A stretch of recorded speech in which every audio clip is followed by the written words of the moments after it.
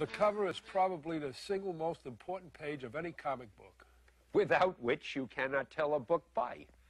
It's got to catch the eye, and it's got to intrigue the potential reader. After all, if the reader doesn't pick it up, it means one lost sale. And Marvel doesn't like lost sales. Consequently, more thought and work go into the cover than any other page. Usually, the editor comes up with a basic idea and talks it over with the artist. If there's time, the artist will do a number of layouts until one final version is agreed upon. Now, for some typical comments and criticisms that you might expect to hear from typical Marvel editors. Not that we mean to imply there's anything typical about any aspect of Marvel Comics. Here's a sample layout for the cover of a magazine called Nova that didn't quite make it. If you listen carefully, you can hear the editor's typical, gentle, kindly observations.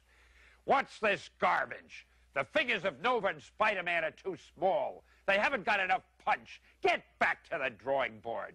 Not bad, but Nova's the star of the magazine. Why am I seeing his back? Where's the drama in that? Wrong. There's too much wasted space on the right side of the cover. Hey, even though Spidey is just a guest star in this issue, we gotta see more of him. Of course, it isn't always that negative. Once in a while, you get something good, like... That's it! We get a good view of both stars, and they're larger than in layout number 1. Hey, and this is good perspective. Look, the reader's eye level is right up with the two heroes. That's the one. Great job. There are a few tricks to laying out a cover that you need to know. And here are some of them. You've got to leave enough room at the top for the logo. That's the magazine's title.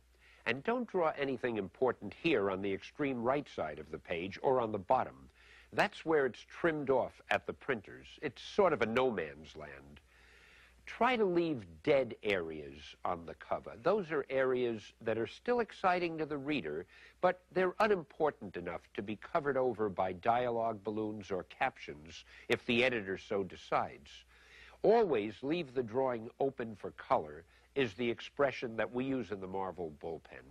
Don't distract from the cover's glorious hues with too many black areas. Make the cover provocative enough so that the reader wants to buy the magazine, but try not to give the ending away or tip the reader off to any surprises.